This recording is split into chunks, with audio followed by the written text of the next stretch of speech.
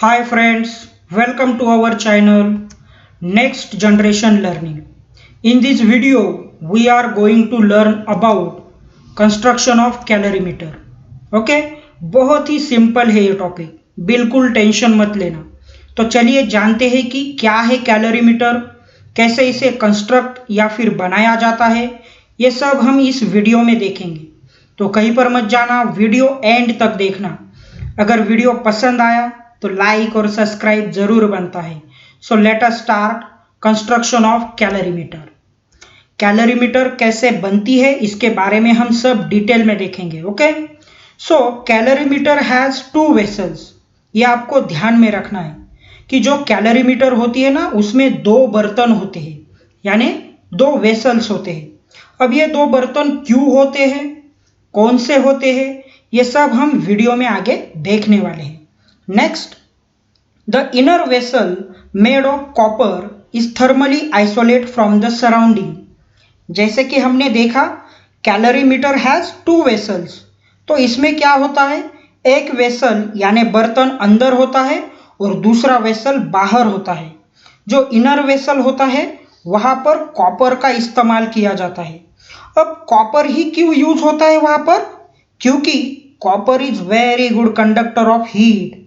वैसे ही inner vessel में जो सब्सटेंस होता है उसे और उसकी गर्मी को कॉपर अलग रखता है बाहर की गर्मी से, तो इसीलिए इनर वेसल में कॉपर का यूज होता है। तो समझ में आया आपको। Next, the outer vessel is made of would and is cover with a heat resistant lead.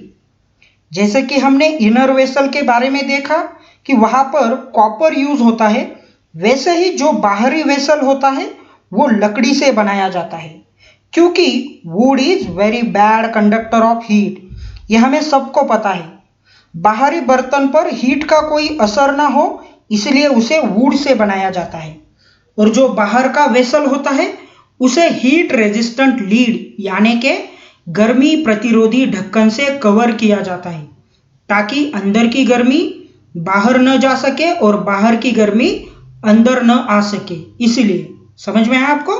Next, the lid has two holes, one for the thermometer and the other for the stirrer.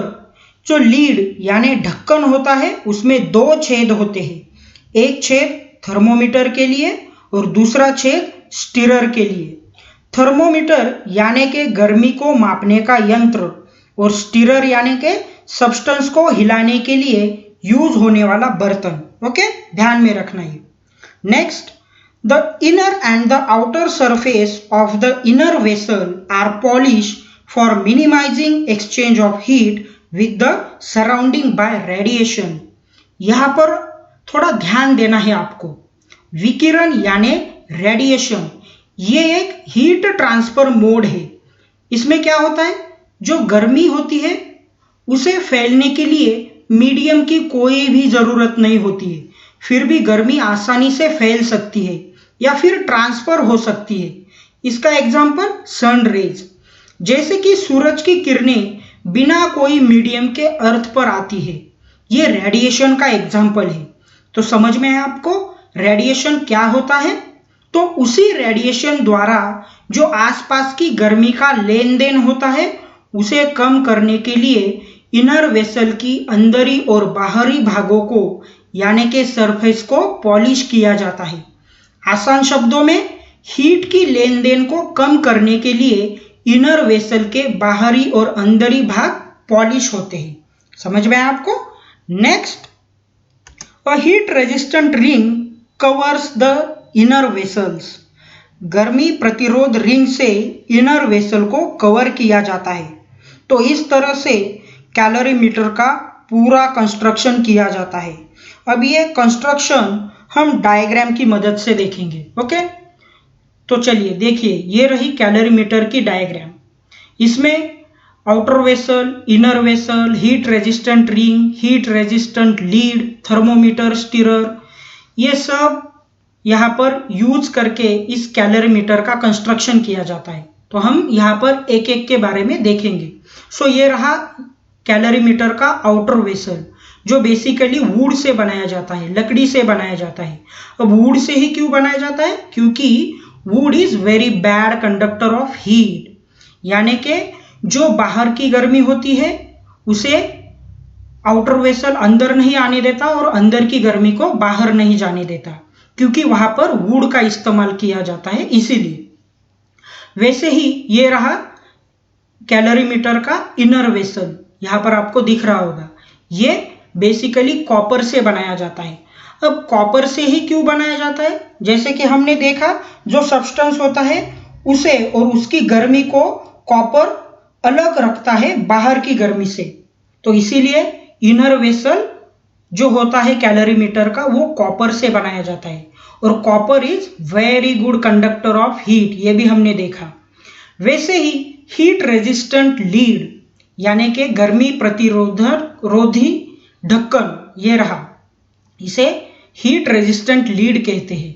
यानी कि जो inner और outer vessel है उसे ढकने के लिए इस हीट रेजिस्टेंट लीड का यूज किया जाता है, क्योंकि हीट रेजिस्टेंट लीड क्या करता है, बाहर की गर्मी को अंदर नहीं आने देता और अंदर की गर्मी को बाहर नहीं जाने देता, तो ये इसका यूज होता है।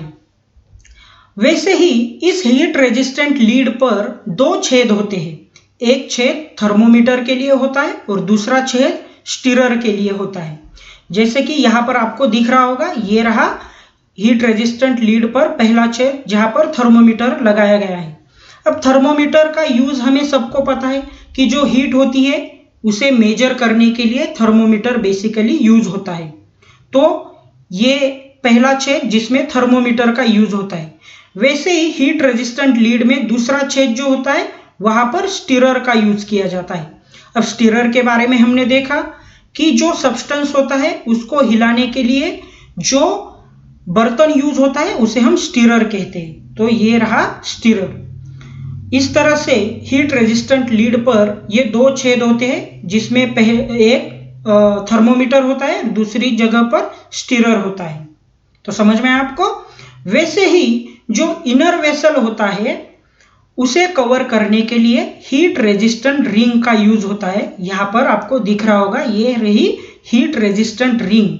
तो इस तरह से ये पूरा कैलोरीमीटर का कंस्ट्रक्शन हमने इस डायग्राम के मदद से देखा। तो फिर से एक बार हम देखते हैं कि आउटर वेसल होता है, यहां पर आपको दिख रहा है वुड से बनाया जाता है उसे। वैसे ही इनर वेसल होता है, यहाँ पर आपको दिख रहा होगा, ये कॉपर से बनाया जाता है। और इन्हें ढकने के लिए हीट रेजिस्टेंट लीड यानी कि गर्मी प्रतिरोधी ढक्कन का यूज किया जाता है, यह आपको यहाँ पर दिख रहा होगा। उसी हीट रेजिस्टेंट लीड को दो छेद होते हैं, एक थर्मोमीटर के लिए, दूसरा स्टीरर के लिए। तो इस तरह से ये पूरा कैलोरीमीटर का कंस्ट्रक्शन हमने इस डायग्राम की मदद से देखा।